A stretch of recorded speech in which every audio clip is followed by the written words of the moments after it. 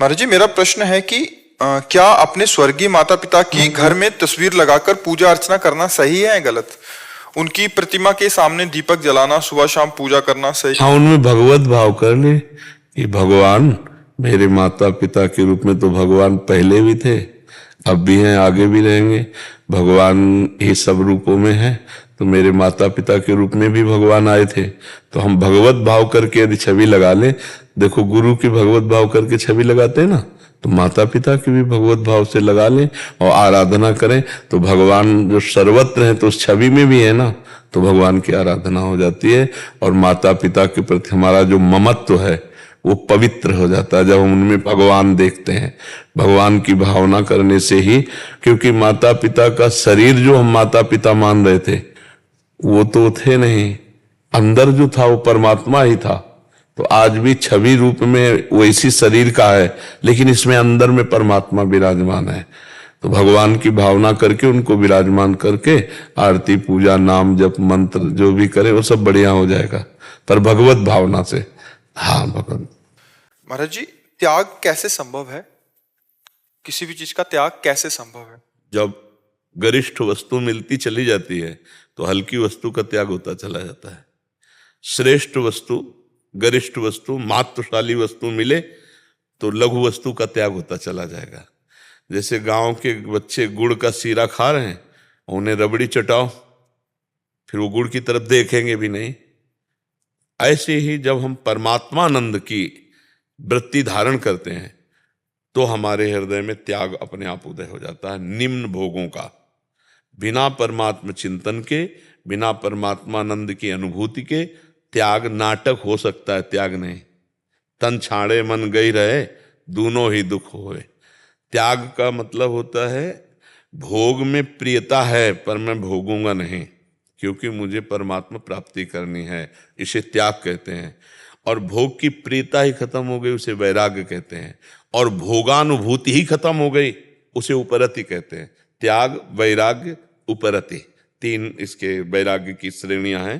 पहले में है कि भोगूंगा नहीं पर सुख बुद्धि है, दूसरे में सुख बुद्धि का ही त्याग हो गया, तीसरे में भोग वस्तु है भोगने वाली, इसका भी भान नष्ट हो गया, उसे उपरति कहते हैं। तो हमें जब भगवदानंद की अनुभूति की चाह होगी तो इस चाह में इतनी ताकत है कि बड़ी बड़ी चीजें वो त्याग देगा। और कहीं भगवदानंद की अनुभूति हो गई तब तो ब्रह्मादिक के भोग सब विषम लागत ताय, नारायण ब्रजचंद की लगन लगी ही जाए।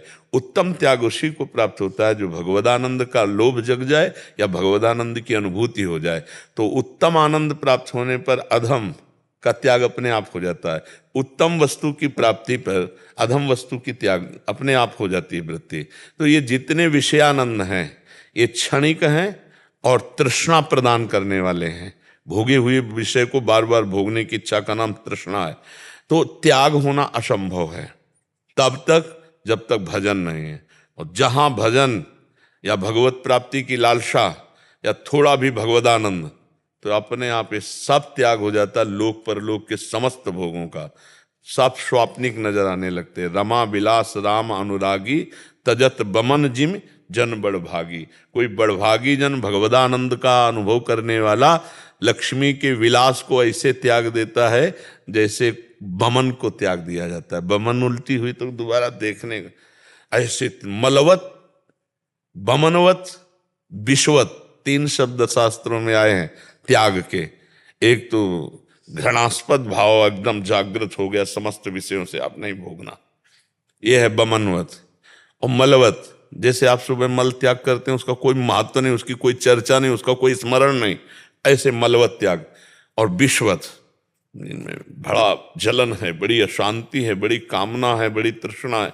नाना विष खा लेना अच्छा, लेकिन विषय सेवन ना करना, ऐसी उसके हृदय में भावना आती है, ये सब विष है। तो अब वो कैसे उनका सेवन करेगा भोगों का, क्योंकि उसके अंदर मलवत भावना आ गई, वमनवत भावना आ गई, विश्वत भावना आ गई। ये कब आई? भगवदानंद से। बिना भगवदानंद के नौटंकी नाटक हो सकता है, त्याग नहीं हो सकता है। असली त्याग का स्वरूप है विषय की उपस्थिति में भी विषय भोगने की इच्छा ना होना। हर सुख सुविधा, लेकिन हृदय उदास है भगवान के चरणारविंद के लिए। जैसे भरत जी को भरद्वाज ऋषि के आश्रम में सब सुविधा सिद्धियों की, लेकिन भरत जी का मन बिल्कुल नहीं, भगवान के वियोग में था ना, तो कुछ भी कोई भी आकर्षण रिद्धि सिद्धि का नहीं हो पाया।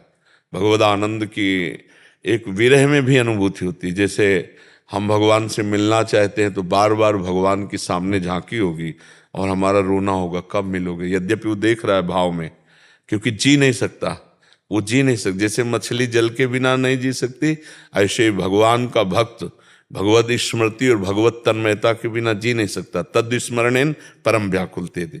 अब कुछ भी त्याग, उसके लिए सब सहज सरल है, क्योंकि वो सच्चिदानंद गाढ़ रस को जानना चाहता है या पाना चाहता है या पा गया, तो ये छीछले क्षणिक नाशवान भोगों की तरफ उसकी वृत्ति ही नहीं जाएगी।